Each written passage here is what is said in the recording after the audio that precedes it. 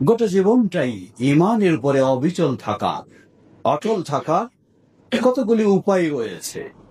আমরা সেই উপায়গুলি যদি নিজের জীবনে বাস্তবায়ন করতে পারি, তাহলে ইনশাআল্লাহ আল্লাহ সুবহানাহু ওয়া তাআলা আমাদের জন্য সেটি সহজ করে দেবেন। সেই উপায়গুলির অন্যতম আল ইকবালু আলাল কোরআন। প্রথম বিষয় হলো আমাদেরকে হতে হবে কোরআনমুখী, হতে হবে কোরআনমুখী। কোরআনের সাথে আমাদের সম্পর্ককে বৃদ্ধি করতে হবে, কোরআনের সাথে আমাদের বন্ধুত্ব, আমাদের আন্তরিকতা গভীরভাবে গড়ে তুলতে হবে। আল্লাহ রাসূল সাল্লাল্লাহু আলাইহি ওয়াসাল্লাম বলেন, ইন্নাস সিয়ামা ওয়াল কুরআনা ইয়াশফিআনি লিল আবদি ইয়াওমাল কিয়ামা।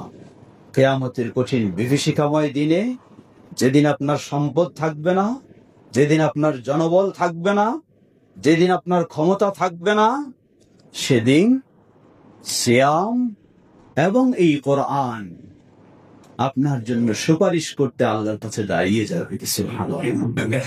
কোরআন বলবে, হে আল্লাহ, রাতের ঘুম বাদ দিয়ে আমাকে তেলাওয়াত করেছে, ব্যস্ততা বাদ দিয়ে সবকিছু ছেড়ে দিয়ে আমার সাথে সম্পর্ক গড়ে তুলেছে, সুতরাং তার বিষয়ে সুপারিশ করছি, তাকে মুক্তি দাও, তাকে জান্নাত দাও। সুতরাং আল ইকবালু আলাল কোরআন, কোরআনের সাথে আপনার সম্পর্ক যত বেশি হবে, তত ঈমানের উপরে গোটা জীবনটা অবিচল থাকা আপনার জন্য সহজ হবে। কোরআনের সাথে সম্পর্ক মানে কি? গিলাফে ভরে খুব সুন্দর করে সম্মান দিয়ে তাকে তুলে রাখবো? না, কোরআন তো নাজিল হয়েছে আমাদের জন্য। কোরআন আমাদেরকে শিখতে হবে, কোরআন আমাদেরকে পড়তে হবে, কোরআন থেকে আমাদেরকে শিক্ষা নিতে হবে। আপনি প্রতিদিন কোরআন তেলাওয়াত করুন, বোঝার চেষ্টা করুন, দেখবেন যে এই কোরআনই আপনাকে উপদেশ দিচ্ছে, এটা করা যাবে না, এটা করতে হবে, এটা থেকে বিরত থাকতে হবে, এটা থেকে দূরে থাকতে হবে, এটা জান্নাতের পথ, এটা জাহান্নামের পথ। কোরআনই আপনাকে গাইড করছে।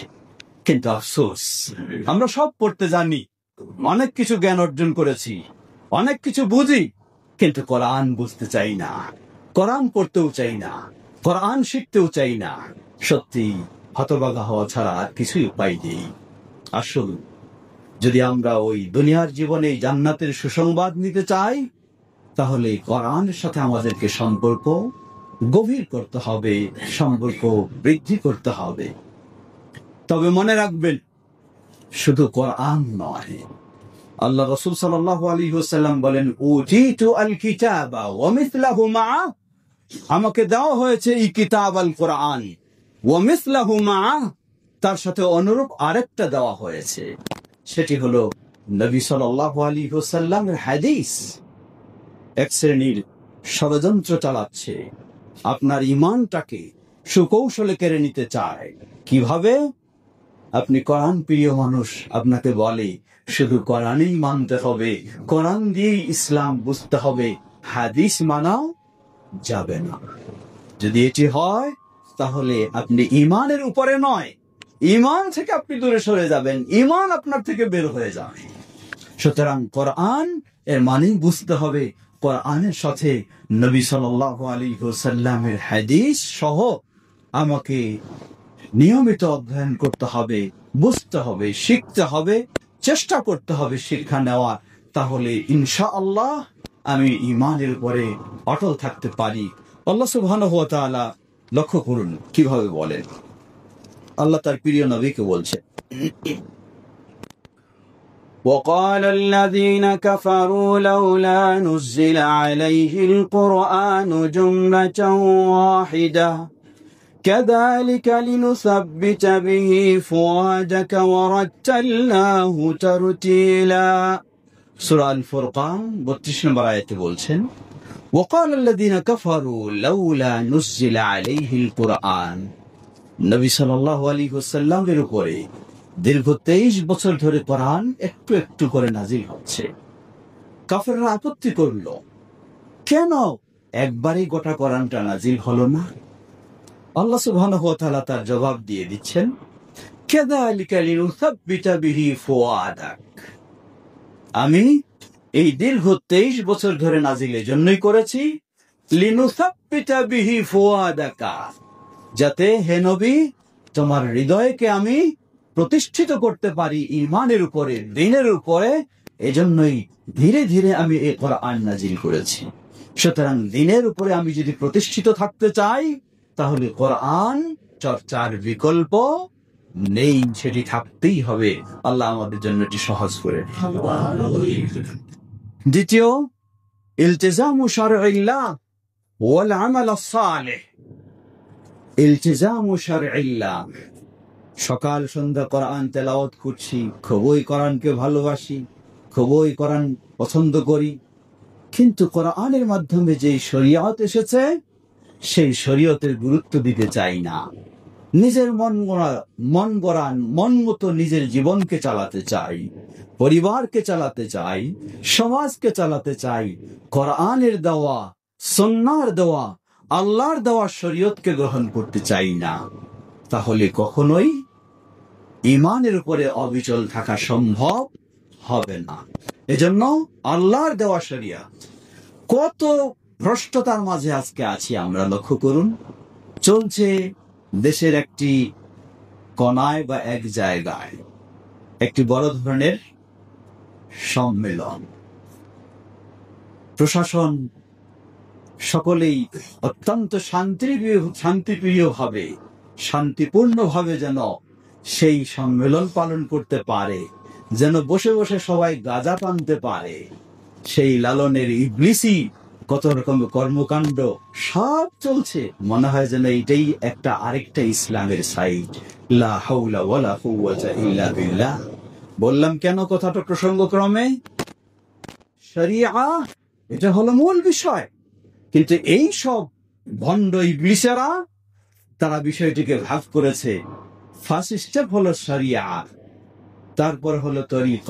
প্রথম শরীয়ত, তারপরে তরিকত, তারপরে মারেফত, তারপরে হাকিকত। এই ইবলিসেরা তারা শেষ স্তরে পৌঁছে গেছে। শেষ স্তরে হাকিকত মানে হক এর পর্যায়ে, লেভেলে পৌঁছে যাওয়া। হক হলেন আল্লাহ সুবহানাহু ওয়া তাআলা। এই ইবলিসেরা নাকি সেই লেভেলে পৌঁছে গেছে, আল্লাহকে যেমন সালাত আদায় করতে হয় না, আল্লাহর কোনো বাধা নিষেধ নেই, এই ইবলিসদের নাকি এজন্য কোনো বাধা নিষেধ নাই। মন চাইলে গাঁজা টানবে, মন চাইলে অশ্লীলতায় হাবুডুবু খাবে, মন চাইলে যা মন তা করবে। লা হাওলা ওয়ালা কুওয়াতা ইল্লা বিল্লাহ। কিভাবে একজন মুসলিম এগুলিকে বুঝতে পারে, মানতে পারে? কিভাবে একজন মেনে নিতে পারে? আশ্চর্য বিষয়, কিভাবে হতে পারে এটি? এই ইবলিসের দল, তারা বিশ্বাস করে, তাদের চিন্তা হলো তাদের সেই ব্যক্তিরা নাকি নবী রাসূলদের চেয়ে বহু ঊর্ধ্বে চলে গেছে। নাও বলে কেন? নবী মুহাম্মদ সাল্লাল্লাহু আলাইহি ওয়াসাল্লাম তিনি গোটা জীবনটাই শরীয়ত মেনে চললেন। এই ফ্রেন্ডটা ছেড়ে দেন। গোটা জীবনটাই শরীয়ত মেনে চললেন। জীবনের শেষ মুহূর্তে তিনি বললেন, আসসালাহ আসসালাহ ওয়া মা মালাকাত আইমানুকুম।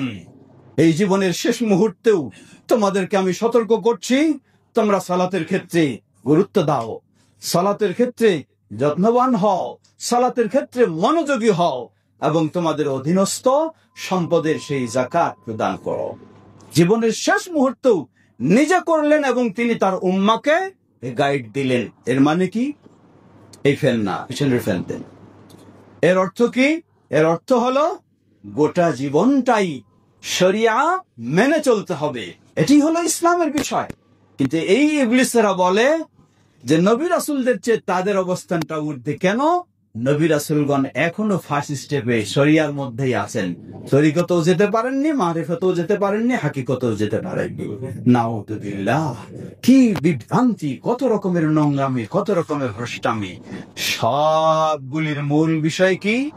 সবগুলির মূল বিষয় হলো ইসলামকে যখন কোরআন এবং সহিহ হাদিস থেকে নেব না, তখন এই বিভ্রান্তির শিকার আপনাকে হতে হবে। আর যখন বলবেন ইসলাম নেব কোরআন এবং সহিহ হাদিস থেকে, সব বিভ্রান্তি থেকে আপনি মুক্ত হতে পারবেন ইনশাআল্লাহ। অতএব দ্বিতীয় বিষয় হলো আমাদেরকে ইসলামী শরিয়া সেটিকে অনুশীলন করতে হবে, সর্বক্ষেত্রে মেনে চলতে হবে। আল্লাহ সুবহানাহু ওয়া তাআলা বলেন, ইসাব্বিতুল্লাহু আল্লাযীনা আমানু বিল কওলি সাবিতি ফিল হায়াতিদ দুনিয়া ওয়া ফিল আখিরাহ ওয়া ইউযিল্লুল্লাহু আয-যালিমিন ওয়া ইয়াফআলুল্লাহু মা ইয়াশা। ইসাব্বিতুল্লাহু আল্লাযীনা আমানু, যারা ঈমান এনেছে, ঈমানের বিষয়গুলিকে মেনে নিয়েছে, আল্লাহ সুবহানাহু ওয়া তাআলা দুনিয়ার জীবনেও তাদেরকে ঈমানের উপর প্রতিষ্ঠিত রাখবেন এবং আখিরাতেও তাদেরকে ঈমানের উপর প্রতিষ্ঠিত রাখবেন। এই আয়াত দিয়ে আরেকটি বিষয় প্রমাণিত হয়, ওই বিভ্রান্ত হাদিস অস্বীকারী শ্রেণী তারা কবরের আযাবকে অস্বীকার করে, কবরের শান্তি শাস্তি সবগুলিকে তারা অস্বীকার করে। এই আয়াতও মূলত প্রমাণ করে যে দুনিয়ার জীবনে আপনি ঈমানের উপর প্রতিষ্ঠিত থাকবেন এবং আখিরাতের প্রথম স্টেপ সেই কবরে, সেখানে আপনার পক্ষে আপনি যখন জিজ্ঞাসিত হবেন মান রাব্বুকা ওয়া মা দীনুকা ওয়া মান নাবিয়ুকা, সবকিছুর জবাব দেওয়া আপনার জন্য সহজ হবে যখন আপনি প্রকৃত ঈমান এনে ঈমানের বিষয়গুলিকে মেনে চলবেন। আল্লাহ আমাদের তৌফিক দান করুন। তৃতীয় বিষয়, তাদাব্বুরু ক্বাসাসিল আম্বিয়া ওয়া দিরাসাতুহা লিত-তাআসসি ওয়াল আমালি। আল্লাহ সুবহানাহু ওয়া তাআলা এই কোরআন মাজিদ খুলে দেখলে দেখা যায় সেই আদম আলাইহিস সালাম থেকে শুরু করে মুহাম্মদ সাল্লাল্লাহু আলাইহি ওয়াসাল্লাম পর্যন্ত প্রায় 25 জন নবীর নাম সহ আলোচনা এসেছে এবং বহু নবীর নাম ছাড়াও তাদের জীবনের ঘটনাগুলি আল্লাহ রাব্বুল আলামিন তুলে ধরেছেন। কত কঠিন পরিবেশ পরিস্থিতিতে, সেই স্মরণ করুন ইব্রাহিম আলাইহিস সালাম। ইব্রাহিম আলাইহিস সালাম একমাত্র তিনি তাওহীদের পথে রয়েছে, সবাই প্রতিমা পূজারী, সবাই শিরকে হাবুডুবু খাচ্ছে। ইব্রাহিম আলাইহিস সালাম নিজে তাওহীদের উপরে তিনি অটল ভাবে থাকলেন, সকল মুশরিকদেরকে এমনকি বাবাকে পর্যন্ত বর্জন করলেন তারা তাওহীদের পথে না থাকার কারণে। সেই মুশরিক সমাজ তারা সকলে ঐক্যবদ্ধ হলো, ইব্রাহিমকে তাওহীদের পথে সে চলবে, তাওহীদের পথে সে দাওয়াত দেবে, কখনো তাকে ছেড়ে দেওয়া যাবে না, তাকে দুনিয়া থেকে শেষ করতে হবে। ব্যবস্থা নিল কি? সকলেই প্রস্তুতি নিল, পরামর্শ করল। ইবলিস সেই সুযোগে এসে পরামর্শ দিল, বিশাল অগ্নিকাণ্ড প্রস্তুত করো, সেখানে ইব্রাহিমকে ফেলে দিয়ে একেবারে নিশ্চিহ্ন করে দেওয়া হবে। ইব্রাহিম শেষ, তাওহীদের দাওয়াত শেষ, শিরকের প্রতিবাদ শেষ, আমরা আমাদের মতো স্বাধীনভাবে চলতে পারবো। সুবহানাল্লাহ। মাখার মালিক হলেন আল্লাহ সুবহানাহু ওয়া তাআলা। গোটা দুনিয়ার মানুষও যদি প্রস্তুত হয়, একত্রিত হয়, গোটা দুনিয়ার সবচেয়ে বড় শাস্তিও যদি ব্যবস্থা নেওয়া হয়, রক্ষা যদি করেন আল্লাহ সুবহানাহু ওয়া তাআলা, সেই আগুনে নিক্ষেপ করা হলো। একদিকে আগুন, তার ক্রিয়া জ্বলছেই, সেখানে নিক্ষেপ করা হলে আগুনের মালিকও তো হলেন আল্লাহ সুবহানাহু ওয়া তাআলা। আল্লাহ নির্দেশ দিয়ে দিলেন, হে নার কুনি বারদাও ওয়া সালামা আলা ইব্রাহিম, তুমি আগুন ঠিকই, তুমি জ্বলতে পারো ঠিকই, কিন্তু আমার নির্দেশ তুমি জ্বালা তুমি বন্ধ করে দাও। তুমি আমার ইব্রাহিম, ওই তাওহীদবাদীর জন্য তুমি হয়ে যাও শান্তিপূর্ণ ঠান্ডা। সুবহানাল্লাহ, সুবহানাল্লাহ। আল্লাহ রাব্বুল আলামিন সবগুলি তুলে ধরেছেন কোরআন কারীমে। কেন? যাতে আপনি আমি সেগুলি পড়ব, শিখব এবং তাদের থেকে শিক্ষা নিয়ে ঈমানের উপরে সকল পরিস্থিতিতে অটল থাকতে পারি, সেই জন্য আল্লাহ রাব্বুল আলামিন দিয়েছেন। তাই তৃতীয় বিষয়টি হলো তাদাব্বুরু ক্বাসাসিল আম্বিয়া। আল্লাহ রাব্বুল আলামিন সেই যুগে যুগে নবী রাসূল যাদেরকে প্রেরণ করেছিলেন, তাদের জীবনীগুলি আমাদেরকে একটু জানা দরকার, একটু শেখা দরকার, একটু পড়া দরকার। সেগুলি আপনাকে প্রেরণা যোগাবে, আপনাকে উৎসাহ দেবে, আপনাকে উদ্বুদ্ধ করবে, আপনাকে সাহস যোগাবে যে তারা আল্লাহর কাছে চাইলেই সব পেয়ে যেতেন, দুনিয়া চাইলে দুনিয়া পেয়ে যেতেন, সবকিছু পেয়ে যেতেন। এরপরও কত প্রতিকূলতায়, কত কষ্টের মাঝে তারা দ্বীনের উপরে, ঈমানের উপরে অবিচল থাকলেন। এটি যখন আপনি পড়বেন, জানবেন, শিখবেন, আপনার জন্য সহায়ক হবে। আপনিও ইমানের উপরে অবিচল থাকতে পারবেন। এটি হলো তৃতীয় মাধ্যম। আল্লাহ আমাদেরকে সেগুলি বোঝার এবং সেগুলি থেকে শিক্ষা নেওয়ার তৌফিক দান করুন। আল্লাহ সুবহানাহু ওয়া তাআলা সূরা হুদ 120 নম্বর আয়াতে বলেন, وَكُلًّا نَّقُصُّ عَلَيْكَ مِنْ أَنبَاءِ الرُّسُلِ مَا نُثَبِّتُ بِهِ فُؤَادَكَ وَجَاءَكَ في هذه الحق وموعظة وذكرى للمؤمنين وكلا نقص عليك من أنباء الرسل। হে নবী, তোমার কাছে আমি পূর্ববর্তী রাসূলদের কাহিনী, গল্প, সবকিছু ঘটনা আমি তোমার কাছে বর্ণনা করেছি। কেন? মা নুসাব্বিতু বিহি ফুআদা, যেগুলির মাধ্যমে তোমার হৃদয়কে আমি স্থির করতে পারি দিলের উপরে। বিপদ আপদে তুমি যেন ঈমানের উপরে অবিচল থাকতে পারো, অটল থাকতে পারো, সেজন্য এগুলি তথ্য তোমাকে আমি উল্লেখ করেছি। ফি হাযিহিল হাক্কু ওয়া মাও'ইদাতুন ওয়া যিকরা লিল মুমিনিন। সুতরাং এগুলি আপনি যত জানবেন, তবে আপনাকে মনে রাখতে হবে সেগুলি অবশ্যই নির্ভরযোগ্য সূত্রে আপনাকে জানতে হবে। কারণ ইহুদিদের নোংরা কাজগুলির মধ্যে একটি অন্যতম নোংরা কাজ, সেটি হচ্ছে তারা নবী রাসূলদেরকে সবচেয়ে বেশি যারা হত্যা করেছে তারা হলো ইহুদিরা। নবী রাসূলদেরকে হত্যা পর্যন্ত। আজও নবী রাসূলদের বিষয়ে যত রকমের মিথ্যা চর্চা রয়েছে, বিভিন্ন অপবাদমূলক কথা, বিভিন্ন কল্পকাহিনী, সবগুলি হলো সেই ইহুদিদের থেকে তৈরি করা। অতএব আপনি নবী রাসূলদের জীবনী যখন জানবেন, নিজের জীবনটাকে সুন্দর করার জন্য আপনাকে অবশ্যই নির্ভরযোগ্য গ্রন্থ থেকেই জানার চেষ্টা করতে হবে। চতুর্থ বিষয়, দুআ। ঈমানের উপর অবিচল থাকার জন্য আমাকে সবসময় আল্লাহর সাহায্য চাইতে হবে। লক্ষ্য করুন, নবী সাল্লাল্লাহু আলাইহি ওয়াসাল্লাম আল্লাহর প্রিয় রাসূল, নবী, কত মর্যাদা, কত কিছু আল্লাহ তাকে দিয়েছেন, কিন্তু এর পরেও তিনি ভোলেননি। তিনি বারবার আল্লাহর কাছে কাঁদছেন, বলছেন, ইয়া মুকাল্লিবাল কুলুব সাব্বিত কলবি আলা দীনিক। হে হৃদয়ের পরিবর্তনকারী, আমার হৃদয়টাকে তোমার দ্বীনের উপর প্রতিষ্ঠিত রাখো। সুবহানাল্লাহ। এই তো, কারণ নবী সাল্লাল্লাহু আলাইহি ওয়াসাল্লাম বলছেন, কুলুবুন নাসি আও কুলুবু বনি আদম বাইনা উসবুআই ইউকাল্লিবুহা কাইফা ইয়াশা। মানুষের হৃদয়গুলি আল্লাহর দুই আঙ্গুলের মাঝে রয়েছে, যেভাবে ইচ্ছা করেন আল্লাহ সেগুলিকে ওলটপালট করে দেন। সুতরাং দ্বীনের উপরে অবিচল রাখার মালিক তো হলেন একমাত্র আল্লাহ সুবহানাহু ওয়া তাআলা। তাই আল্লাহর কাছে বেশি বেশি দোয়া স্বয়ং নবী সাল্লাল্লাহু আলাইহি ওয়াসাল্লাম নিজেই করেছেন। ইয়া মুসাররিফাল কুলুব সাররিফ কলবি আলা তাআতি। হে হৃদয়ের পরিবর্তনকারী, আমার হৃদয়টাকে আপনার আনুগত্যের উপর প্রতিষ্ঠিত রাখুন। বেশি বেশি দোয়া। দোয়ার জন্য মনে রাখতে হবে, আল্লাহর কাছে দোয়া কবুল হতে পারে, অবশ্যই হবে, কিন্তু সেগুলির কিছু শর্ত রয়েছে।